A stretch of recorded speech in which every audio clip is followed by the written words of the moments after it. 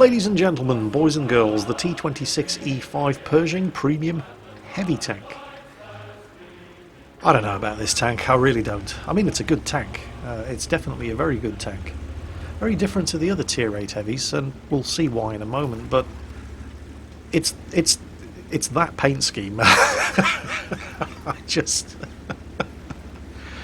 Nope. Sorry, not for me. And it's not that I have anything against Old Glory in particular, you know, the Stars and Stripes pattern. It's not that it's the Stars and Stripes pattern. I mean, of course it is. What else would you put on an American tank if you're going to decorate it with a flag? It's the whole idea of putting a flag on a tank in the first place. They can introduce my beloved Chieftain into World of Tanks, finally, at long last. Not the PC version, not the console version. But if they were to put the Union Jack all over it, I'd have to think long and hard. Long and hard indeed before committing to spending any money on it. It's just so obvious. Maybe it's the Englishman in me. I just prefer things to be a little more subtle and understated.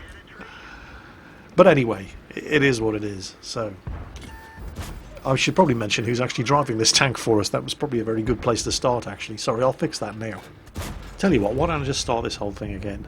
Howdy folks, welcome back to World of Tanks with the mighty Jingles. This is RG Venus 0 in the not at all subtle and completely not understated T26E5 Pershing Premium Tier 8 Heavy Tank.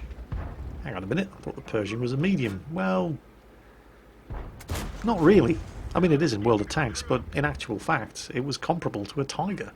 Similar frontal armour, similar turret armour, more mobile than a Tiger, although it was kind of underpowered. The power-to-weight ratio on the actual Pershing, I mean, it had a kind of a weak engine for its weight class, and this was a problem that would dog it all through its service career, but it was adequate. And the 90mm gun on the Pershing was comparable to the 88mm gun on the Tiger.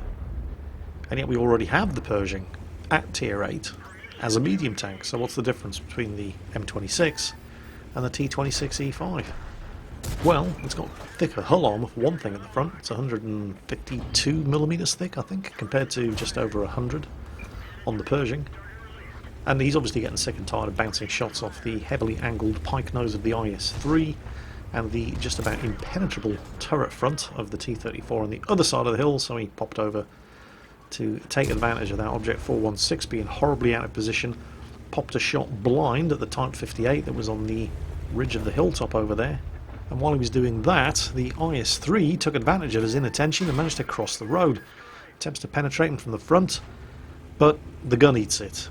Now, he's going to use the repair kit to get the gun back up, because one disadvantage of the T26E5 is it does have fairly questionable accuracy, as you will have seen as he was attempting to snipe weak spots in both this IS-3 and the T-34 from extreme range. It just can't do it.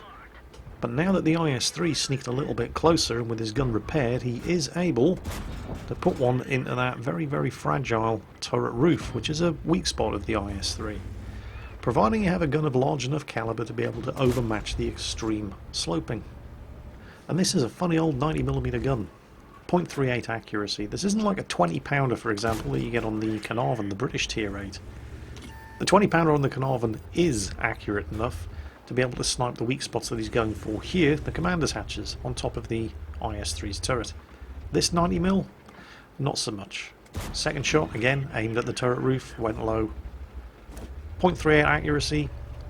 You can certainly aim for weak spots on enemy tanks at this kind of range, but you shouldn't expect to hit them all the time. In fact, what we have here is an AFK WZ-131. He hits him with one shot.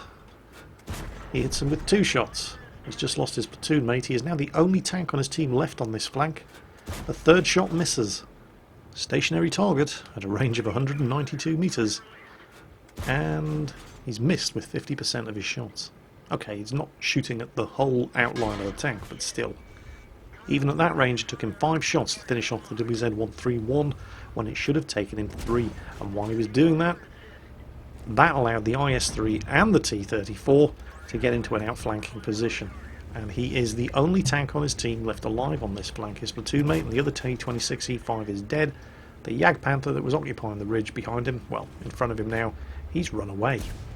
There was also an OI on his team who managed to, well, he got about as far as this a couple of minutes ago and then decided, actually, no, I don't want to be here after all. And he's also turned around and run away.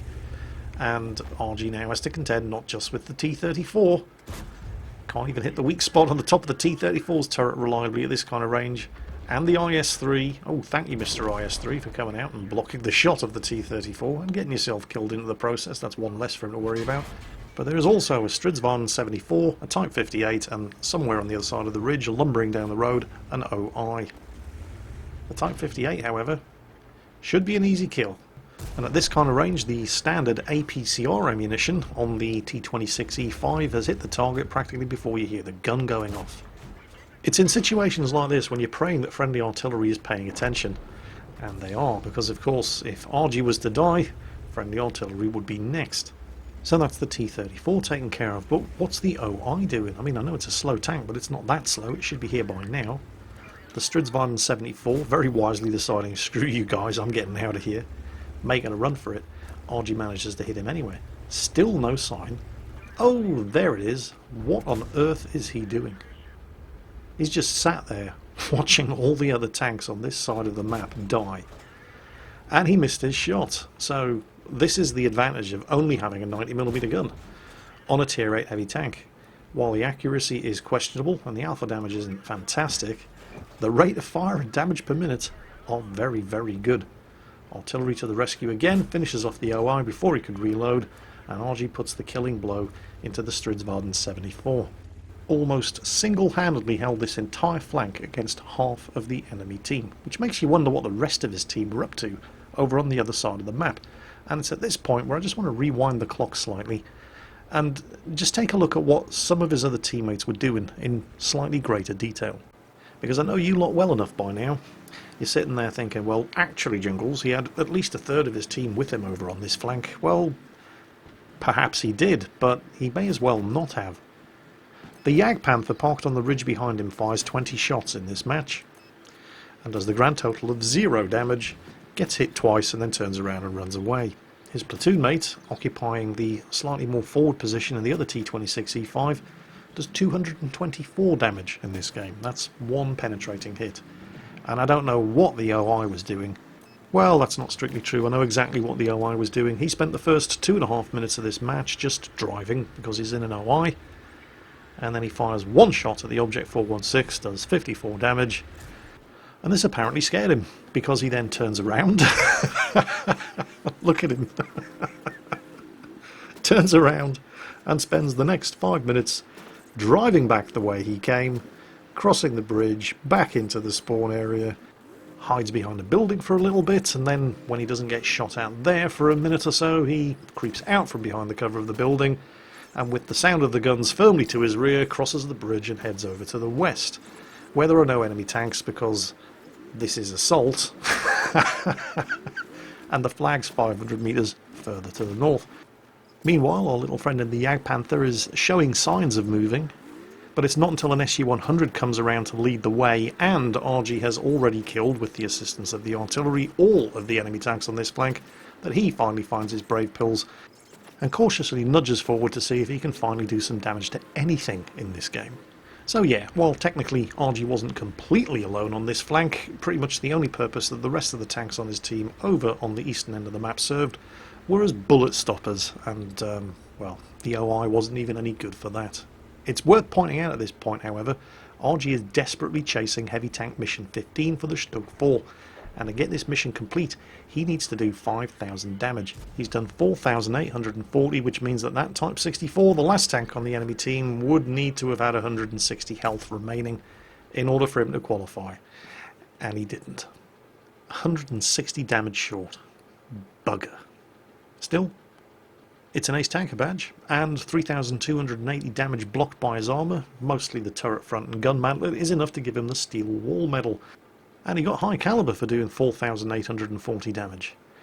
Except he didn't, because, plot twist, he got high caliber for doing 5,082 damage to enemy tanks, so he did in fact complete Heavy Tank Mission 15. One of those blind shots, and I think it was one of the shots he was firing at the Type 58 when it was just popping out of view and the ridge line up to the north, did actually hit, did do damage, and it was just enough to push him over, and he got Heavy Tank 15 complete for the Stug 4 by the skin of his teeth.